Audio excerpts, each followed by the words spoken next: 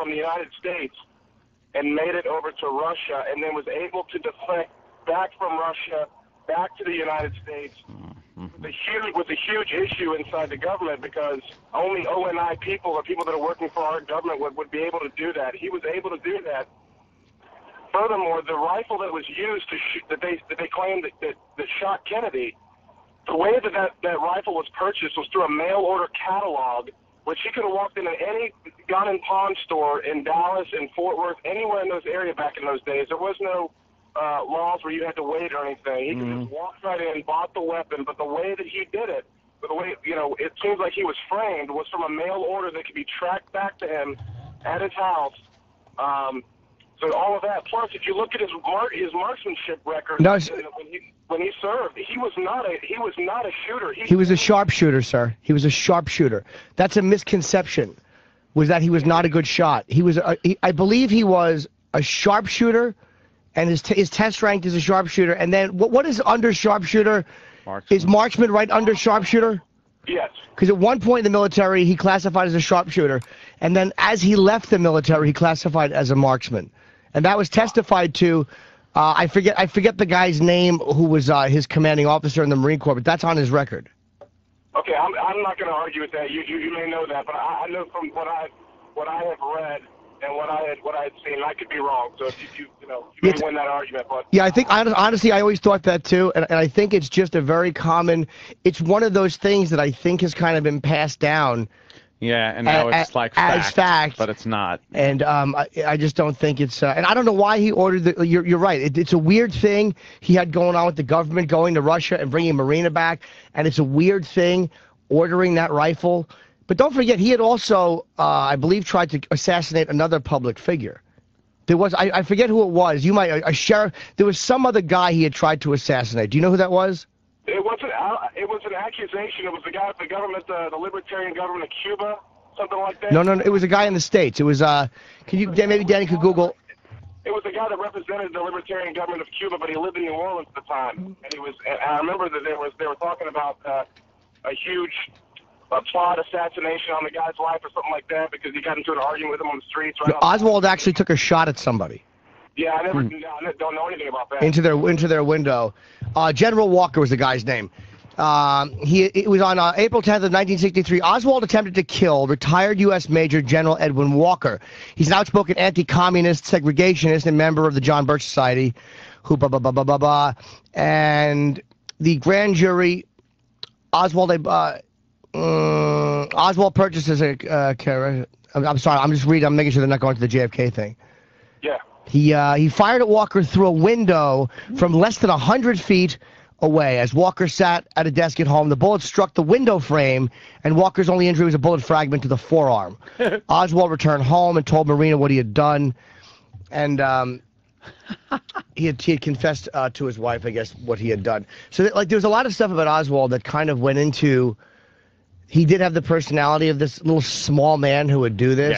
Yeah. And it's like, even though it does look kind of fishy, my question is, why would, like, all these things that are so obvious, especially his government connection, is if he was being used, why would they use a guy that had defected to Russia and back? I mean, it doesn't make sense. Yeah. Or why not have a better plan for him? Why would you just say, like, okay, run out of here, get out of here, and then go home? Why not just have him picked up and taken somewhere? He took the bus. I think that you could probably make better points as far as why this dumbass Oswald was used. Aside from that one, I think that's a perfect reason to use him because they were building the case that he was a communist supporter. But why use a guy? Back in those days, some of us may remember, and I don't. I'm not that old, but at that era, the communism was like our terrorism. So everybody was on high notice. If you could paint somebody with a communism brush, I mean, that was the way to go. Regardless, it doesn't prove anything. This guy still could have just been the fucking only guy that was involved. And why would they allow? This is like what I'm saying is why not pick him up after? If they, like, say Ruby killed him. Okay, Ruby did kill him in the basement. Why would you allow this guy to shoot Kennedy, leave the building, take a bus, get picked up by the police? Like, if he's the guy and you have to silence him, why don't you meet him after he shoots why do they allow him to be questioned for 2 days by Dallas police? and Secret Service. He shoots a cop. He shot kills a Tippit. cop. That's a good point as far as the cop goes. But that's another. Again, like I said, guys, I'm kind of painting myself with the brush of being a conspiracist, but I'm really not. But I think you're making valid points. But the other point I would make on that regard was that how quick he was arrested at that movie theater. Someone knew he was going to be there. It wasn't like they already had a description of the guy, his size, his weight, what he looked like, and they were ready to go for him at a movie theater. I've read moment by moment what happened after he left that movie theater. After he left the thing and went home and whatever he did. I picked up another pistol. And after he shot Tippit, there were witnesses to that. Right. A couple of guys chased him. They chased him after shooting Tippit, and then the one guy's like, "What are you doing? He's got to." And they ran, and then he ran into the movie. It was like I read step by step how they got him. They didn't just know he was in the movie theater, but he had shot a cop. Yeah, if he hadn't shot the cop, if that hadn't happened, I don't think they would have gotten him. Not immediately. I think they had gotten him so quickly because he shot a cop, and maybe they started putting 2 and 2 together and saying, this could be the guy that shot the president. And instead of because there was a description of him because he worked in the book depository and he wasn't accounted for. Yeah. And instead of people realizing this guy had just committed the assassination of a president and was panicking, dude, he was panicking. He left the fucking gun up in the book depository. And he left, and he goes home, and he gets his. It's like instead of realizing the guy's falling apart, everybody thinks like the government just set it up, but it doesn't make sense to me. Like he's going to meet his handler.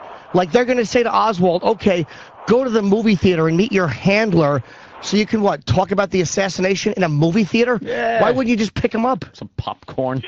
You guys definitely know what you're talking about. You're not just ranting and raving about the stuff. So Jimmy studies this. No, because dude, I was a conspiracy. He's read a lot of fucking books on this thing. I was a conspiracy guy for a long time, and I really believed that there's no way he could have done it. Mm-hmm. And on the surface, and then I finally read a lot of deeper stuff about it. Well, what turned you? What was the one thing that finally turned you? Bugliosi's book had a lot to do with it because of the way he went through. He was meticulous about it. And one thing with a lot of the conspiracy guys is they always left a giant hole. And Bugliosi pointed out something. So did Oswald. He pointed out that conspiracy guys have this thing where any little thing, no matter how innocuous, that they think makes their case, they grab onto. But any piece of evidence that goes in the opposite, no matter how solid, they ignore. Right. And I noticed from talking to those guys and from what I've bothered, like David Lifton wrote a book called Best Evidence about the autopsy and how Commander Humes said these weird things about the autopsy and the fucking trach hole, which they thought was about all this stuff. And he left out a giant piece, which is when did they alter the body? You actually believe that they altered the president's body. His only conclusion was they did it on Air Force One. And I'm like, no, they didn't. No, they didn't. They didn't alter the president's body. Nobody at that moment is thinking, we have to make it look like the bullet came from the back. Nobody's thinking about... What book are you referring to so I can read it? It was called Best Evidence by David Lifton. And I've heard him... Yeah, David Lifton, smart guy. There's 6 Seconds in Dallas. There's a lot of them. But when you look at the entire statements, that they latch on to these things that people said in the moment... Yeah. And they take pieces of statements and they make it fit for their own need instead of looking at the overall picture and putting together evidence. They see what they want to believe and then take little pieces and build their story up. And I look at the way I examined it when I was thinking it was a conspiracy, and then what turned me, and I feel I was pretty open-minded about it. And by talking to a lot of these conspiracy guys, to me they're married to the agenda of it being a conspiracy. So I lost a lot of respect for all of them. Yeah, there's no change in their minds.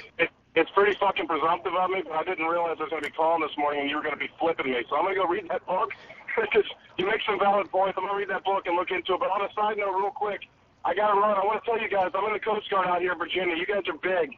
And thank you. We appreciate your radio show, what you guys do. You guys are funny as hell. And I'll tell you, that Jesse Ventura impersonation you're doing this morning, that shit is the funniest fucking Coast Guard. He's the guy that was chasing me near Plum Island. Shut up.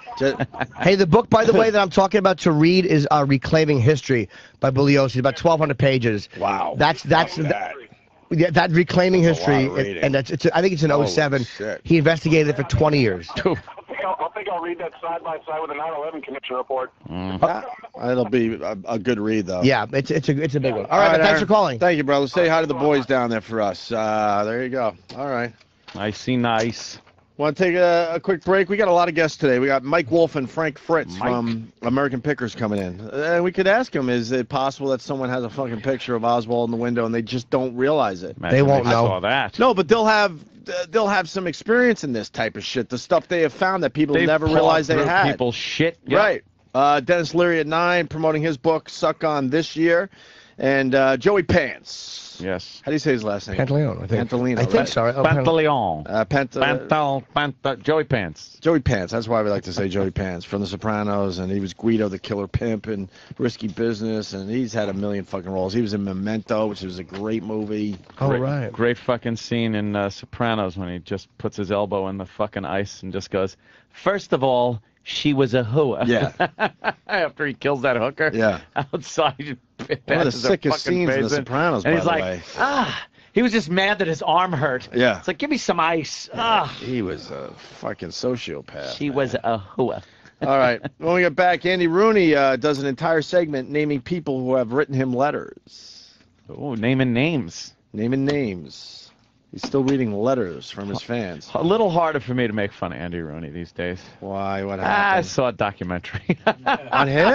No, on World War II, on the Army Air Corps, he was part of that, right? B-17s. He was a reporter. He was a reporter. Yeah.